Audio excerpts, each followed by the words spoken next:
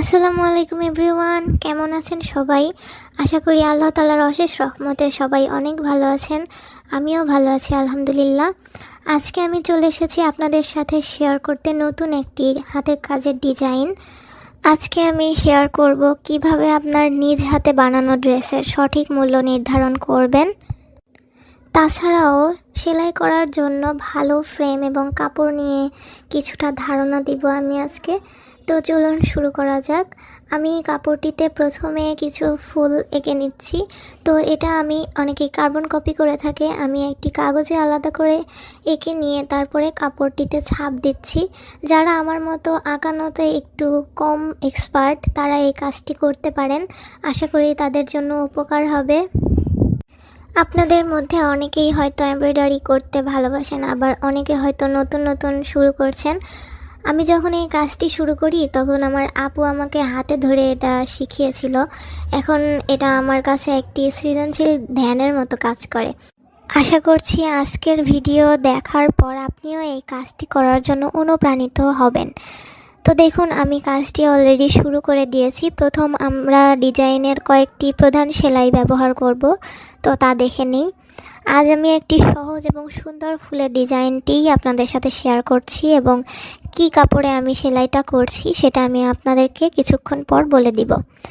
এই সেলাই করতে সময় লাগলেও এটি খুবই প্রশান্তিকর। প্রতিটি সেলাইয়ের মধ্যে অনেক মুগ্ধতা আছে। যখন আমি এটি তৈরি করি আমি যেন প্রতিটি সেলাইয়ের মধ্যে আমার আবেগ ঢেলে দেই। মনে হয় প্রতিটি সেলাই আমার নিজের একটি অংশ। আপনাদের মধ্যে যারা নতুন তাদেরকে বলি, প্রথমে হয়তো কিছু ভুল হতে পারে, কিন্তু আপনি যদি ধৈর্য ধরেন তবে খুব শিগগিরই আপনি এটি আয়ত্ত করতে পারবেন। আমি নিজেও করার সময়ে প্রথম দিকে অনেক ভুল করেছি, কিন্তু সেই ভুলগুলোই আমাকে আস্তে আস্তে শিখতে সাহায্য করেছে। আপনিও চেষ্টা করলে একটু একটু করে যদি চেষ্টা করতে থাকেন তাহলে আপনিও কাজটা অনেক সুন্দরভাবে করতে পারবেন। আমাকে অনেকেই মেসেজ করে বলেন যে আমার কাজ কেন এত সুন্দর হয় না, বা আমি কাজটা করতে পারছি না, আপনার পাতার মতো আমার পাতাটা কেন হলো না। তো আপু, আসলে আমি তাদেরকে বলতে চাই যে এটা আসলে একদিনে সম্ভব না। আপনি যদি আস্তে আস্তে করতে থাকেন অনেকের খুব দ্রুতই কাজ হয়ে যায়, এবং অনেকের আবার একটু সময় লাগে শিখতে, এবং এতই সুন্দর হবে আপনি চেষ্টা করলে দেখবেন পরবর্তীতে আপনি নিজের সেলাই দেখেই অবাক হয়ে যাচ্ছেন। আর তাছাড়া আপনাদের যে কোনো প্রশ্ন থাকলে অবশ্যই কমেন্ট করে জানাবেন, আমি চেষ্টা করব সেগুলোর উত্তর দিতে। তো আমি এখানে মূলত যে মেইন ডালটা সেই ডালটি সেলাই করে ফেলেছি, এবং এখানে আমি কাঁথা স্টিচ ব্যবহার করেছি। কাঁথা স্টিচ 4টা লাইন করে আমি এখানে মাঝখানের লাইনটুকু ফিল আপ করে ফেলেছি। এরপরে আমি ডালের দিকে যাচ্ছি। দেখুন ডালগুলো আমি কিভাবে ফিল করে এবং প্রত্যেকটা পাতার নিচে যে টানগুলো হবে সেই টানগুলো দিয়ে নিচ্ছি। এবং অনেক সহজ একটি সেলাই, এবং এই সহজ সেলাই দিয়েই আপনি আপনার একটি সম্পূর্ণ ড্রেস তৈরি করতে পারবেন। এমব্রয়ডারির মাধ্যমে আমরা কিন্তু আবার আমাদের প্রিয়জনদের জন্য ভালোবাসাও তৈরি করতে পারি। প্রতিটি ডিজাইনেরই কিন্তু এক একটা গল্প থাকে। আপনারা সবাই জানেন সেলাই হলো একটি শিল্প, যা অনেকের এক ধরনের শখ এবং কারো কারো এটা পেশা। তবে সেলাই করতে গেলে শুধু ভালো সেলাই যথেষ্ট নয়, এই সেলাই সুন্দর হওয়ার জন্য আবার সঠিক ফ্রেম এবং কাপড়ও অনেক গুরুত্বপূর্ণ। তো আমি আজকের ভিডিওতে আপনাদেরকে কিছু ফ্রেম এবং কাপড় সম্পর্কেও ধারণা দিয়ে দিব। সেলাইয়ের জন্য সবচেয়ে গুরুত্বপূর্ণ জিনিসগুলোর মধ্যে সবচেয়ে প্রথমে যেটা আসে সেটা হচ্ছে সেলাই মেশিনের সেলাইয়ের ফ্রেম। তো ফ্রেমের আকারটা সাধারণত মাঝারি হলে সব থেকে ভালো হয়। তো ফ্রেম আবার 3 ধরনের হয়ে থাকে, আমরা 3 ধরনের ফ্রেম বাজারে পাই। একটা হচ্ছে মেটাল ফ্রেম, আর একটা হচ্ছে প্লাস্টিক ফ্রেম, আর 3 নাম্বারটা সেটা হচ্ছে কম্বিনেশন ফ্রেম। মেটাল ফ্রেম অনেক শক্তিশালী এবং দীর্ঘস্থায়ী হয়। কঠিন কাপড় বা অনেক মোটা কাপড়, ভারী কাজের জন্য এটা অনেক ভালো হয়। দেখা যায় চাইনিজ অনেক জায়গায় এই ফ্রেমটা ব্যবহার করে থাকে, বাংলাদেশেও অনেকেই ব্যবহার করে। প্লাস্টিকের ফ্রেমটা একটু হালকা এবং কম দামের হয়, যেটা বাজারে অনেক বেশি পাওয়া যায়। তবে কিছু ক্ষেত্রে এটা আমাদের জন্য সমস্যা হয়, মানে ঠাস করে ভেঙে যায়, তারপরে দ্রুত নষ্ট হয়ে যায়। আর আরেকটা আছে সেটা হচ্ছে কম্বিনেশন ফ্রেম। এটা হচ্ছে মেটাল ও প্লাস্টিকের সংমিশ্রণ, যা মাঝারি কাজের জন্য উপযুক্ত, মানে আমাদের যে কাজটা সেটার জন্য একদম পারফেক্ট। এটা সহজে ভাঙে না, প্লাস অনেক দিন লং লাস্টিং হয়। তো কাজের ধরন অনুযায়ী আপনারা ফ্রেম সিলেক্ট করতে পারেন। আমি পরবর্তী ভিডিওতে আপনাদেরকে ফ্রেমগুলো হাতে নিয়ে নিয়ে দেখিয়ে দিব, যাতে করে আপনারা বুঝতে পারেন আরও ভালোভাবে। আর কাপড় নেওয়ার জন্য আরেকটা কথা, সেটা হচ্ছে কাপড়ের গুণগত মান ভালো হতে হবে। যেহেতু আপনি হাতের কাজ করবেন, এই কাপড়টার মান যদি ভালো না হয় তাহলে দেখা যাবে বেশি দিন কাপড়টা যাবে না, আবার রং উঠবে, তখন কিন্তু আবার মন খারাপ হয়ে যাবে। কারণ সেলাই কাজটা অনেক কষ্টের এবং অনেক সময় সাপেক্ষ কাজ। এত ধৈর্য নিয়ে কাজ করার পর যদি সেই ড্রেসটা বেশি দিন ইউজই না করতে পারেন তাহলে তো আর কেমন হলো। সেজন্য আপনারা কাপড়টা একটু ভালো কাপড় নেওয়ার চেষ্টা করবেন। তো কাপড়ের মধ্যে সবচেয়ে জনপ্রিয় যে কাপড় সেটা হচ্ছে কটন কাপড়। এটা একটা সাধারণ কাপড় এবং এটা অনেক নরম হয়, এটাই সেলাই করা অনেক সহজ হয়। তাছাড়া এটা দিয়ে আপনারা অনেক ভালোভাবে ড্রেস করে নিতে পারবেন। লিনেন কাপড়েও আপনারা কাজ করতে পারেন। লিনেন কাপড় আবার একটু বলে যায় বা অনেক সময় ফেসে যায়, সেজন্য লিনেন কাপড়টা না করাই ভালো। তবে লিনেন কাপড় পরতে আবার অনেক আরামদায়ক, সে কারণে আপনারা লিনেন কাপড়েও হালকা পাতলা কাজ করে পরতে পারেন।